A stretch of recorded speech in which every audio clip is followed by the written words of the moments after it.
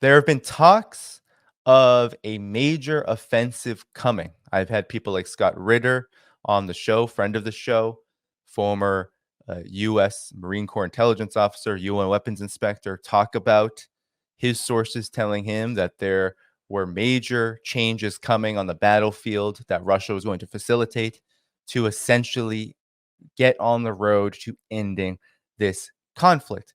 And of course, this conflict has been going on for many years. Since February 2022, there's been a lot of difficulty in assessing what is actually happening. But now we have pretty good proof that Russia is doing a major, or at least building on and launching a pretty a big offensive. I wouldn't call it a huge red arrow offensive, but it is a significant offensive in the Kharkov region, and it is actually yielding results. So here is the reports, okay? Russia takes more settlements in the Kharkov region. This is from the Ministry of Defense. Ukrainian troops have been driven out of 4 villages over the past 24 hours. This was as of May 12th. Moscow's forces have moved deeper across the Ukrainian defense lines in the Kharkov region and have made new territorial gains in the area, said Russia's defense ministry. The villages of Gasisha, Krasno, Marakovets, and Olyanukovo have been liberated from Kiev's forces. As you can see, I am not Russian, and apologize to all the Russians who had to hear that, or all the Russian speakers who had to hear that. The ministry said on Sunday in its daily bulletin. Over the past 24 hours, the Ukrainian military has lost 1,500 troops along the front line. 1,500 one day. That's a staggering amount. On Friday, Ukrainian President Vladimir Zelensky said that Russia launched a large-scale offensive in the region, claiming his country's forces had calculated everything in advance and were preparing to repel the attack. Zelensky's statement, and were prepared, I said preparing, which was probably more accurate given they did not repel anything. But Zelensky's statement was said that they propelled the attack. That's what the mainstream media went with. And this followed the announcement from Moscow that several villages were captured. The fighting continued near the settlements of Dektyarnoye, Volchansk, and Kazachaya Lopan. So we're going to talk about Volchansk, with the Ukrainian military losing up to 100 troops, 2 tanks, 2 Kozak armored vehicles in the area. It also reported that a French-supplied Caesar and 2 Czech-made Vampire multiple rocket launchers were among items of Ukrainian equipment destroyed by Russian counter-battery fire in this instance. It said that Ukrainian forces had suffered the most casualties in clash with Russian forces over the strategic town of Chasov Yar and nearby villages in Donetsk People's Republic in Russia.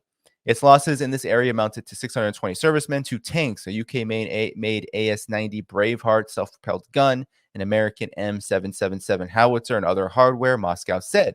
The Russian military also hit other Ukrainian forces in settlements of Maersk, Ivagonovka, Vadanoye, and Semenovka, located west of the city of Donetsk. Here, Ukraine lost 450 servicemen, 2 tanks, including a U.S.-made Abrams M1, an American Bradley infantry fighting vehicle, a Kozak armored fighting vehicle, and a U.S.-supplied Paladin self-propelled howitzer. In May, Russia's defense minister Sergei Shoigu confirmed the country's military had switched to an offensive posture, stressing a steady supply of weapons and ammunition was needed to maintain peace in the advance, and Sergei Shoigu is soon to be the former defense minister. So in a separate comment, Shoigu had said that since the beginning of the year, Ukraine had lost 111,000 troops. 111,000 troops since the beginning of the year. Absolutely staggering. So now, I just want to show you there were other forces that were talking about this, making these announcements. So here you have a map. This was the initial report that I saw from Alex Olayede, who is based in Russia. Says the northern group of the Russian armed forces have begun the offensive in the Kharkov sector. The village of Borisovka has fallen to the troops, our troops. So our troops, Russian troops, are making their way to the capital of Kharkov, joining up with the Lugansk People's Republic forces in the east. And so there you see the map and where all of this activity is happening. And as you can see, this is a very important region, Kharkov. We're going to hear from a Russian war correspondent in a second. But one of the reasons why it's so important for Kharkov to be liberated, to be liberated again, is because, well, you have things like this. So Kharkov, there's a border that leads into the Belgorod region in Russia, and there's constant attacks. The recent one here on a residential area where over 20 people have been injured. I believe that number is probably going to go up as this has just happened. The remains of 7 persons have been taken out from under rubble of a multi-story building that collapsed following a Ukrainian missile attack. And the mainstream media was absolutely disgusting with this. They claimed that it was Russia's fault this happened. They claimed that Ukraine's strikes had nothing to do with it. Absolutely egregious to claim this, given that Ukraine has been striking Belgorod basically since the beginning of this conflict, and they've escalated as Ukraine has become more desperate. So the investigative committee is working at the site alongside rescuers who suspect more people are under the rubble. So Gladkov, the governor, mentioned that while he was inspecting damage, he was disturbed by yet another alarm warning of rocket danger, which was set off in Belgorod and the surrounding district. Together, rescuers and volunteers, we went to the basement of the Luch Sports Complex to wait it out and start working again. He said 20 people have been hospitalized after the incident. And according to the Defense Ministry of Russia, Ukraine attacked residential areas of Belgorod using a Tochka U tactical missile, as well as Ulka, an RM-70 Vampire, multiple launch rocket systems. The ministry asserted that Russian air defenses intercepted 6 Soviet-era Tochka U missiles, 4 Vampire rockets, 2 Ulka projectiles. It was mentioned that fragments of one of the downed Tochka U missiles had caused damage to a residential building in Belgorod. So that's what you have. You have Ukraine launching at civilian targets, all right? And this is important because it means that liberating Kharkov is not only a key component of the special military operation of denazification and demilitarization of Ukraine, it is also a key component of just protecting, and these are connected, right? Protecting Russia's national sovereignty and Russian people. So here is, so on DD Geopolitics, Asi Kosak interviewed Andrei Afanasayev, and here's what he had to say about the Kharkov offensive and what it all means. Taking Kharkov is very important because it is one of the biggest cities of ex-Ukraine, and it is a huge industrial city, and it has been a base for a lot of nationalistic and radical battalions of Ukrainian armed forces. I can tell you now that according to my sources in the Donetsk direction of the front line, now we're having a very important news from there. Everyone is looking and following the situation in Kharkov zone, of course it's very important. But according to my sources, and this is exclusive for your show, our military forces, Russian military forces, managed to perform several breakthroughs of the front line in Avdiivka zone, getting deep into the territory controlled by the Ukrainian forces. We all know that breakthrough of the front line is very important and is crucial. One thing is pushing the front line for 2, 3, or 5 kilometers, and another breaking through, cutting the front line and getting to the flanks and to the back of the group of military of your enemy. So this is what is happening now in Donetsk. Also, I would be looking closely to what is happening in Dnieper. Probably soon in Kherson region in Dnieper, there will be it will be performed the breakthrough the river, and we will storm the river and get on the other side, on the right bank of Dnieper, moving closer to Kherson, Nikolaev, and eventually Odessa. So I think that this is my personal, humble opinion, so to say, that what is happening in Kharkov is crucial and important, but it is just one part of a huge, even bigger military strategic operation that is underway and is not covered yet. I can tell you that our leadership has made a very clear and deep and strategic decision that we do not cover our results, our military results, till the operation is finished. We were not covering the details of Avdiivka operation till Avdiivka was totally liberated. And So this is a key point, and this is so true. There is no way, and you hear Scott Ritter on my show and many others say this, Pepe Escobar and others have said this. You will not know what is going to happen, how this is going to all turn out.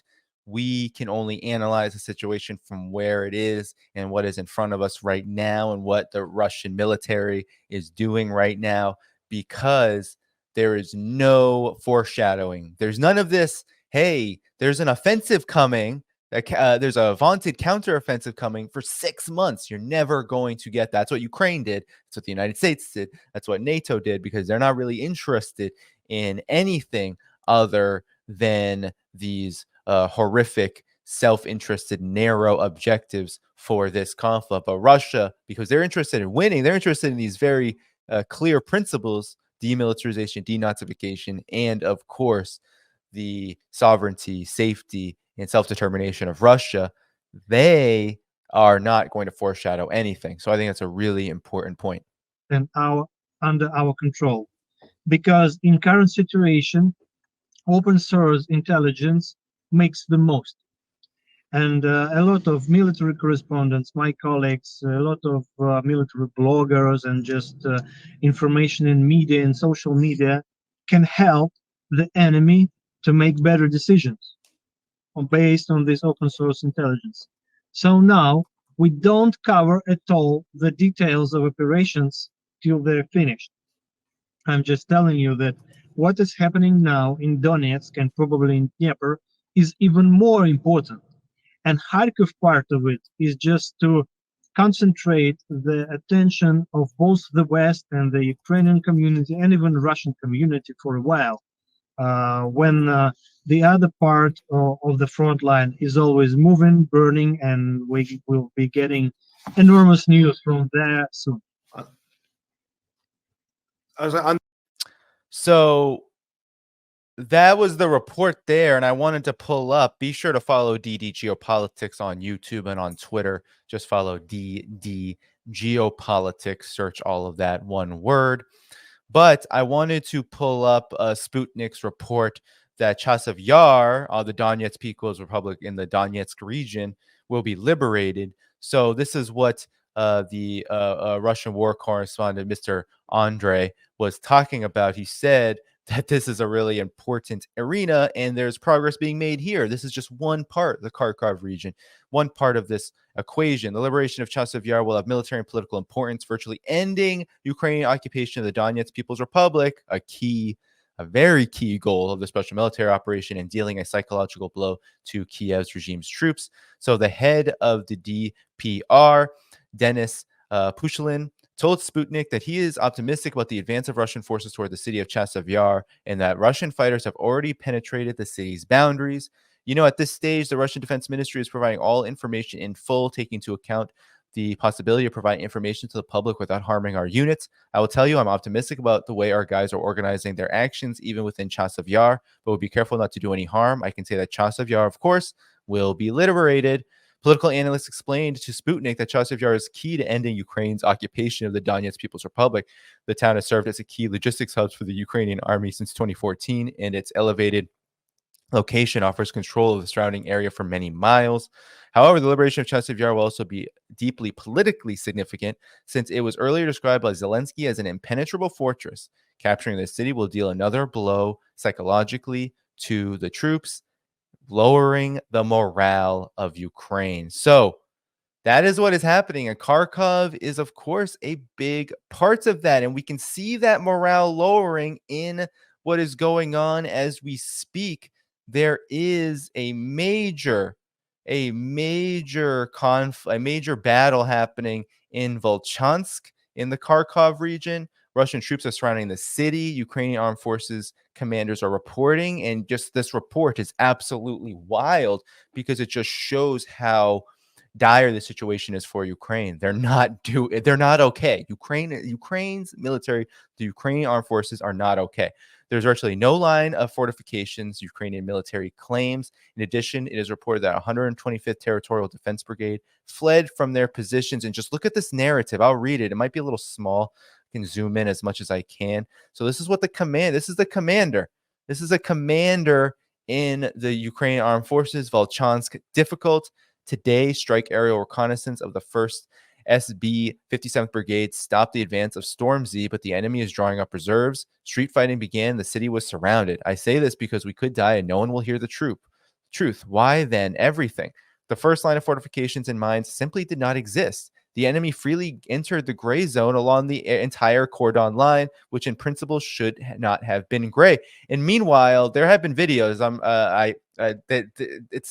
They're not very good quality, so I'm not going to show them, of this happening, of literally Russian forces just marching into this region that's supposed to be heavily fortified, and they're just walking up to this line and searching for they're searching for the enemy. In 2 years, there should have been concrete fortifications at -3 floors on the Ukrainian border, and there weren't even minutes. We come to the conclusion that this is either insane theft or deliberate sabotage.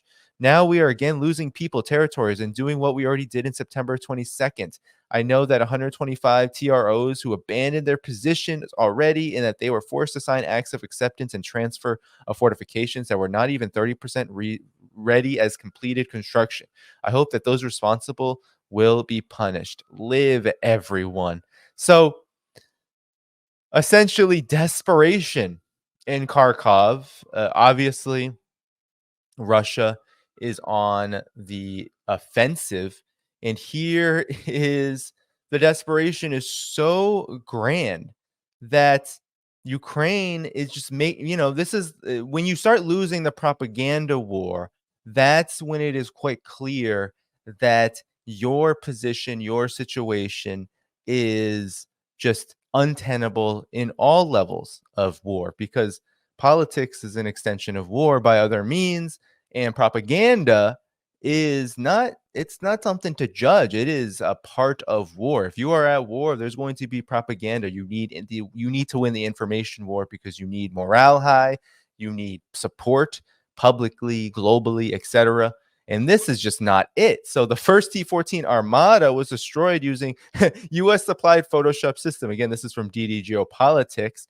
And here is exercises in 2023. So it's a Photoshop. It is completely Photoshop. This has nothing to do with the battlefield. They're saying that they essentially just photoshopped all these details in here. Nothing nothing was destroyed. This is just how Ukraine has talked themselves up, right? They're posting pictures, so-called, of Russian military equipment, saying they destroyed it, and they did no such thing. And that's because they're not able to take out Russia's military industrial complex at this time, because they don't really have anything to take it out with. You heard the Ukrainian commander. He was absolutely livid about how desperate the situation is. They're so desperate, they're using Photoshop to try to convince themselves that they are winning. And this is all at the behest of NATO. And meanwhile, you would think NATO would be rethinking, right? If you are at all rational, if you believe that war is not simply just a forward motion project, that perhaps it's time to scale back. And that's been the conversation for those months and months it took to pass the recent Ukraine aid bill. It took months and months, 6+ months, to pass $60 billion+ to support Ukraine. Now the U.S. is trying to push $400 million into Ukraine. But of course, the United States, NATO knows it's not enough. So you would think, okay, well, it's time to pull back. It's time to focus on other things. Well, the overall project, this is why I always say that no matter what happens with Ukraine, NATO's trajectory is not changing when it comes to Russia and these war games. NATO, as Ukraine is flailing, You have British, the UK, leading dramatic war games in Estonia, in the Baltics, on Russia's border, as NATO seeks to counter a Russian threat. "Quote unquote, we are ready to fight." Okay. So this is what's happening as Ukraine is so desperate, as the assistance they're receiving from the West is doing nothing to assuage the situation, to ensure that things improve for Ukraine. NATO is engaging in war preparations with Russia. And so here's just the report. Apache helicopter gunships carry out strafing runs in support of troops on the ground, storming Russian positions. A series of fortified trenches have been cleared in fierce close-quarter combat, and a counterattack repulsed with the use of drones and missiles. The mission, swift response, is being carried out by British-led forces in Estonia as part of NATO's biggest military exercises since the end of the Cold War, ranging from the Baltics to the Balkans. It comes amid an increasingly heated confrontation with Moscow following Vladimir Putin's so-called invasion of Ukraine. There have been repeated warnings from opposing sides, NATO and Moscow, of a potential conflagration. What is unfolding in Estonia are opening salvos of what a modern conflict between great powers would look like or be like, with the Western alliance making a stand on the eastern flank. The stakes cannot be higher. President Putin has raised the possibility of nuclear weapons being used several times as he ratcheted up rhetoric of warnings to the West since the start of the Ukraine war. The NATO response appears to be prepare for the worst, hope for the best, while watching what the Kremlin does next. So what's so interesting is, does this look like the West just preparing for the worst, hoping for the best?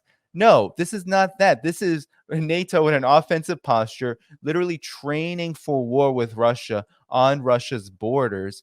No matter how many times Russia has said, we can go back years, over a decade now, warning about NATO encirclement, warning about NATO's prior commitment not to move another inch eastward, all the way up until 2021, December, where Russia was trying to assert its security interests and get an agreement that was mutually beneficial for all sides. That was a major compromise to prevent Ukraine from turning into a conflict like it ended up turning out to be. Then of course, we can go back to the Minsk Accords 6 years before that, 7 years before that. So we can go on and on and on about all the attempts by Russia to prevent conflict with NATO. And here's NATO literally training on Russia's borders during the Ukraine conflict, as Ukraine is desperately holding on to the last bits of life that it has on the battlefield, as the United States and NATO are literally just giving Ukraine enough to exist,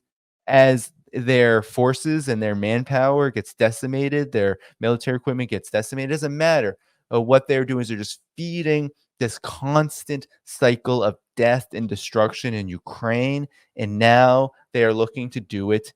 They're looking to extend that death and destruction. Of course, the Baltic states, these former Soviet republics that have since been turned into what Pepe Escobar would call chihuahuas, they are more than willing to destroy themselves at the behest of NATO, because that was the vision that NATO had when it decided to continue to extend eastward toward Russia's border after the fall of the Soviet Union.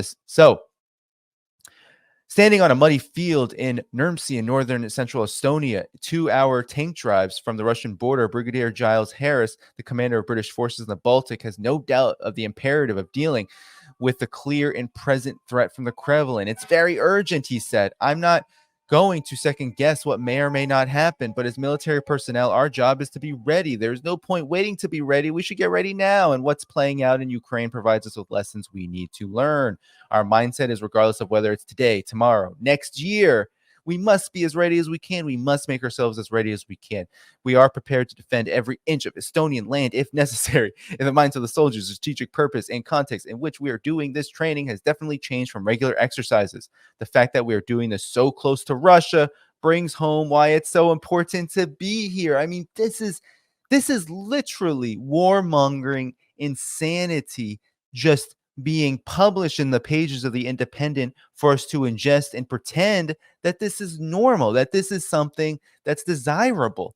They are literally promoting a world war, a nuclear war in your face as they are provoking it in Ukraine and saying that it's because of Ukraine they need to do this, that these exercises are no longer just regular military exercises. In my opinion, they never were.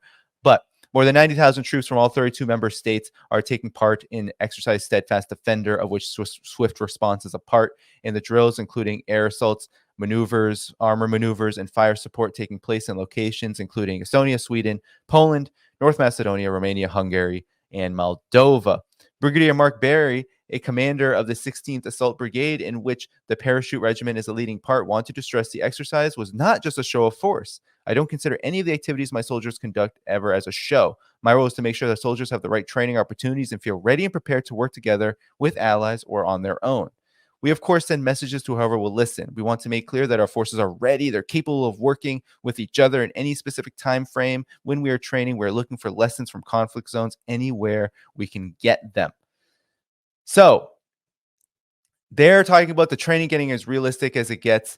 And all of this is just to prepare for war. So they're literally telling you they are dramatizing war with Russia, preparing for a war with Russia, even as, can you believe it? Even as Ukraine is essentially on its last legs, that this Kharkov offensive is just one part of a front line that is collapsing.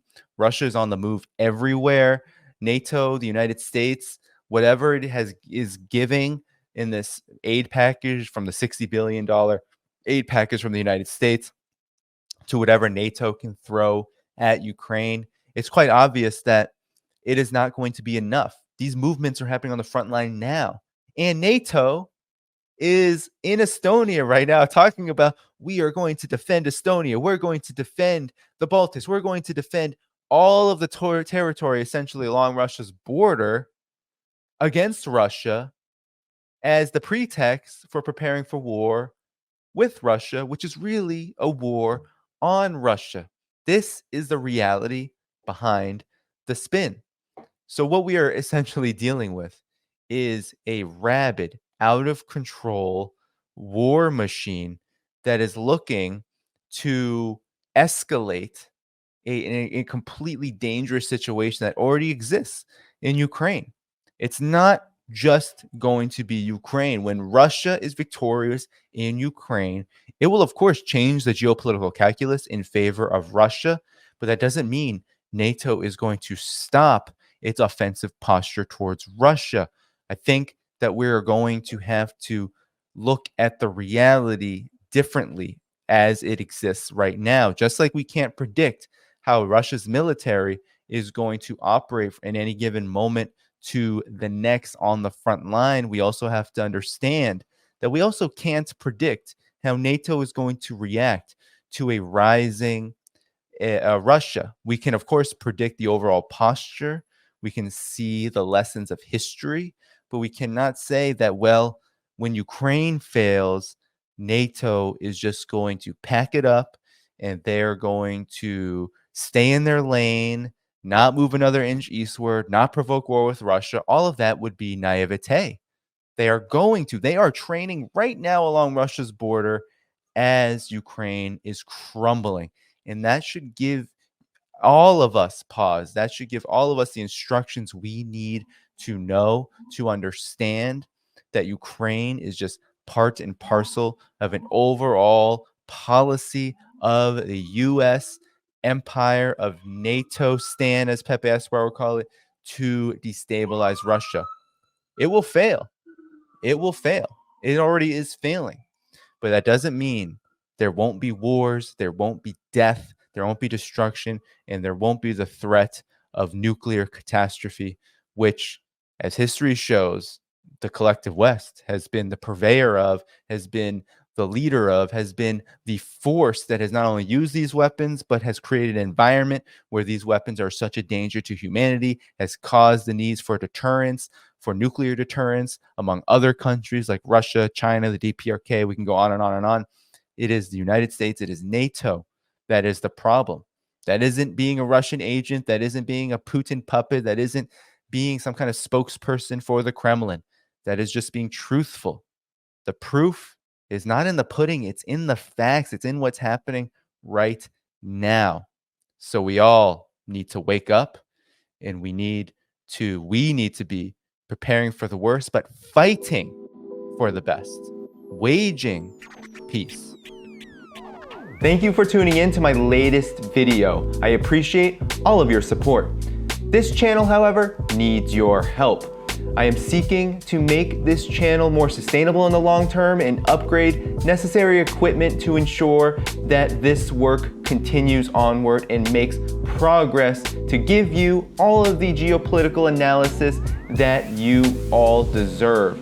For that reason, I'm asking you to become a member of my Patreon community at patreon.com/DannyDhaiphong. You can find that link in the video description or in the pinned comment below. For whatever amount you choose to give, just know you are supporting independent media that you can't find anywhere else.